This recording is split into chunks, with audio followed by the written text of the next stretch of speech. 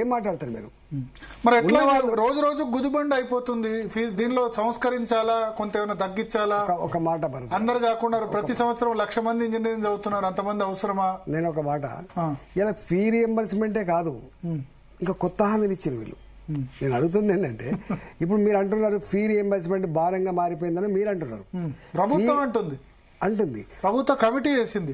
Fee రియంబర్స్మెంటే కాకుండా ప్రతి మహిళకు, తెలంగాణ మహిళకు 2,500 రూపాయలు ఇస్తానన్నమాట, వాస్తవమా కాదా? 4,000 రూపాయల పెన్షన్ ఇస్తానన్నమాట, వాస్తవమా కాదా? 6,000 రూపాయల పెన్షన్ హ్యాండిక్యాప్ వాళ్ళకి ఇస్తానన్నమాట, వాస్తవమా కాదా? ఇవాళ పెన్షన్లు కూడా అనేక సంవత్సరాలుగా శాంక్షన్ కాక పెండింగ్ లో ఉన్నాయి, వాళ్ళందరికీ పెన్షన్ ఇస్తామన్నమాట, వాస్తవమా కాదా? విద్యార్థులకు చదువుకోవడానికి ఒక కార్డు ఇస్తానన్నమాట, వాస్తవమా కాదా?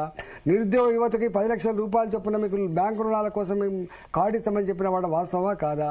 డిగ్రీ చదువుకున్నటువంటి పిల్లలకి నువ్వు స్కూటీలు కొనిస్తా అన్నమాట, వాస్తవమా కాదా? ఇవన్నీ ఎవరిచ్చినండి? ఇవన్నీ ఇవ్వకముందే ఇంత అప్పుల పాలైంది. రాష్ట్ర పరిస్థితి నువ్వు ఇచ్చిన హామీలు ఒక బస్సులలో ఉచిత ప్రయాణం తప్ప నువ్వు మీరు ఏది ఇవ్వలే. గ్యాస్ సిలిండర్ ఇచ్చారు 500కు, ఎంత అయిద్దండి వీటికి? ఇప్పుడు దొడ్డు బియ్యం, గ్యాస్ సిలిండర్ ఇచ్చారు, సన్న బియ్యం ఇచ్చారు. ఒక మాట చెప్తున్నా, సన్న బియ్యం మీరు హాస్టల్కి ఇస్తే రాజేందర్ కేసీఆర్ అనేవాళ్ళు కదా, సన్న బియ్యం హాస్టల్ రాజేందర్ ద్వారానే వచ్చిందని. కానీ సన్న బియ్యం ఒక హాస్టల్లకే కాదు, ప్రతి పౌరులు, తెలంగాణలో ఉన్న ప్రతి పౌరులు కూడా సన్న బియ్యం అన్నం తింటున్నాడు ఇవాళ. నేను ఒక మాట, దొడ్డు బియ్యానికి సన్న బియ్యానికి కాస్ట్ డిఫరెన్స్ ఎంతలో చూసుకోండి ఒకసారి. దొడ్డు బియ్యం 40 రూపాయలు దొరుకుతుంది, అది 50 రూపాయలు దొరుకుతుండొచ్చు, లేకపోతే 30 రూపాయలు దొరుకుతుంది, 40 రూపాయలు దొరుకుతుండొచ్చు. డిఫరెన్స్ ఒక 5 రూపాయలు 6 రూపాయలు దొరుకుతుంది తప్ప అంతకంటే ఎక్కువ ఉండే ఆస్కారం లేదు. ఇంకా డిఫరెన్స్ ఏమంటే వీళ్ళు పే చేస్తారు. నేనేమంటున్నాను, సరే ఎట్లా నడుస్తుంది రాబోయే కాలంలో ఏముంటుంది, నేను దాని గురించి మాట్లాడుతున్నాను. కానీ నేను ఒక్కటే విజ్ఞప్తి చేస్తున్నా ఏంటంటే, నాట్ ఓన్లీ ఫీ రియంబర్స్మెంట్, ఇవాళ గ్రామీణ ప్రాంతాలలో ఎవరైతే పనులు చేసిండ్రో, మోరీలు కట్టిండ్రు, రోడ్లు వేసిండ్రు, గ్రామ పంచాయతీ బిల్డింగ్ కట్టిండ్రు, అంగన్వాడీ బిల్డింగ్ కట్టిండ్రు, ఇవాళ మధ్యాహ్నం భోజనం తినేటువంటి షెడ్లు కట్టిండ్రు, వాళ్ళకన్నా పైసలు ఇవ్వమంటున్నాం మేము. రెండోది, మూడవది, చాలామంది రిటైర్డ్ ఎంప్లాయీస్ మాకు ఆరోగ్యం బాగాలేదు, లేదా మా బిడ్డల పెళ్లి చేయాలి, మా డబ్బులు ఏమని చెప్పడుతున్నాం.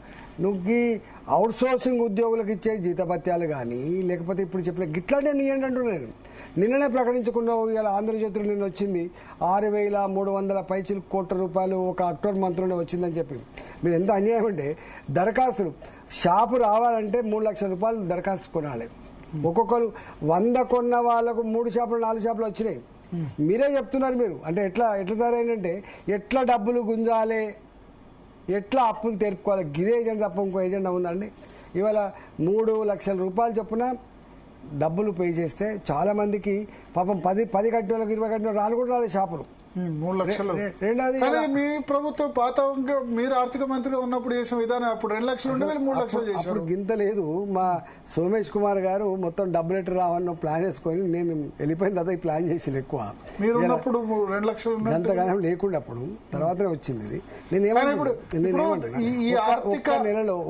ఆర్థికంగా ఈ సిచ్యువేషన్ రావడానికి తొలి ఆర్థిక మంత్రిగా మీ రెస్పాన్సిబిలిటీ ఏం లేదా? అసలు ఇష్యూ నేను మళ్ళీ చెప్తున్నా, నేనున్నప్పుడు FRBM రుణాలు తీసుకోవాలంటే GSDPలో 25% దాటతో నిబంధన ఉంటుంది. 3.5 నో, GSDPలో 25% కంటే దాటదు రుణాలు. ఓకే, రాష్ట్ర స్థూల ఆర్థిక ఎదుగుదల ఉత్పత్తి అవుతుందో, స్థూల ఉత్పత్తి అవుతుందో అంటే 20% దాటదు. నేనున్నంతకాలం 20% దాటలే, గుర్తుపెట్టుకోండి. నా తర్వాతనే 30%, 40% పోయింది, కానీ నేను ఉన్నంతసేపు దాటలే. నేనున్నప్పుడు ఏంటంటే, కొత్త రాష్ట్రం, అనేక రకాల ఆస్పిరేషన్స్ ఉంటాయి, మీకు తెలుసు. కరెంట్ డిపార్ట్మెంట్లో ఎన్నో రిఫార్మ్స్ వచ్చినాయి, ఇరిగేషన్ వచ్చినాయి, కొంత మిషన్ భగీరథ కూడా స్టార్ట్ అయింది. కాబట్టి అట్లాంటి ఇంపార్టెంట్ వాటికి డబ్బులు అప్పు తెచ్చుకున్నాం. కానీ అప్పు చేసి పప్పు కూడా తినేటువంటి పద్ధతి అప్పుడు విచ్చలవిడి లేకుండే. రెండోసారి అధికారం వచ్చినప్పుడు కేసీఆర్ కూడా హామీలు ఇచ్చాడు, మీకు తెలుసు. రెండోసారి, ఫస్ట్ టైం కాకుండా రెండోసారి కేసీఆర్ గారు ఇచ్చిన హామీలు ఏంటో మీకు యాదుకుందా? 1,00,000 రూపాయలు రుణమాఫీ ఎట్ టైం చేస్తాను, ఎట్ టైం చేస్తా అని చెప్పినాడు. రెండో హామీ ఒకటే 1,00,000 రూపాయలు ఎట్ టైం మీకు పే చేస్తా. రెండవది మీకు రైతులకి రైతాంగానికి ఇది ఇస్తా అని చెప్పి ఇంకా 12,000 రూపాయలు చేస్తా అని చెప్పినాడు. నిరుద్యోగ యువతకి 4,000 రూపాయలు ఎవ్రీ మంత్ పెన్షన్ రూపాయలు ఇస్తా అని చెప్పినాడు. ఇట్లా అనేక హామీలు ఇచ్చాడు. ఏ ఒక్క హామీ కూడా అమలు కాలేదు. అమలు కాకపోవడం అనే కదా రైతు బంధు ఇవన్నీ మధ్యలో ఇచ్చాడు. ముందే ఎలక్షన్ బిఫోర్ రైతు బంధు చేశాడు. రైతు బీమా ఒకటి చేస్తా అన్నట్టు చేయలేదు.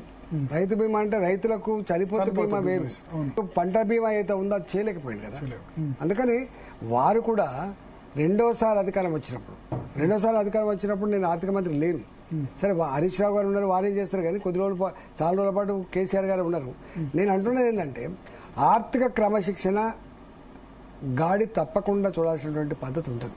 ఇప్పటికి కూడా ఏం మొదలు పెడతారు, మీరు కేంద్ర ప్రభుత్వం 3.5% నుంచి ఎత్తేయాలి, 6% ఇక అప్పుల చిప్ప చేతి పడుకొని తిరగాల్సి వస్తుంది.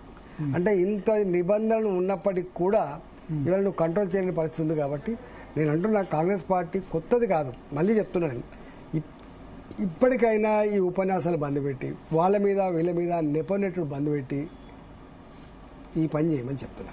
అట్లా అయితేనే తప్ప లేకపోతే రేపు చాలా వ్యతిరేకత ఉంది, మీకు అర్థమైతలేదు. ఇవాళ కాంగ్రెస్ పార్టీ వ్యతిరేకత రిఫ్లెక్ట్ అవుతుందా జూబ్లీహిల్స్ ఎలక్షన్స్ లో? అది ఉంది కాబట్టే కదా. లేకపోతే ఇప్పుడు అధికారంలో ఉన్న పార్టీ ఇట్లా గిల్లి గెలవాలి. ఒక 10 సంవత్సరాలు అధికారంలో లేకుండా అనేక హామీలు ఇచ్చి ఒక కొత్త నాయకత్వం, కొత్త ముఖ్యమంత్రికి రాష్ట్రానికి వచ్చిన తర్వాత మీ వేగం, మీ యొక్క పనితనం చూసి ఇట్లా ఎవరికి ఓటే కూడా ఇట్లా గిల్లి గెలవాలి. అసలు ముఖ్యమంత్రి అడుగు పెట్టకుండానే గెలవాలి. 8 సార్లు ప్రచారం చేశారు. ఒక్క జూబ్లీహిల్స్ ఎన్నిక, హైదరాబాద్ లో ఉన్నటువంటి ఎన్నిక, మొత్తం మీ మంత్రులు, ముఖ్యమంత్రి గారు మీరు పబ్బది పడుతున్నారంటే that it self shows your weakness. కానీ కొత్త కాదు కదా ఉప ఎన్నికలు, మీ హుజురాబాద్ లో కూడా అట్లే జరిగింది కదా అప్పుడు. అందుకనే కర్ర కాల్చి వాత పెట్టిండ్రు. ఇప్పుడు డబ్బులు, అధికార, అహంకారం ఇవి 1140 అని చెప్పి అనేక ఉదంతాలు ఉన్నాయి. కేసీఆర్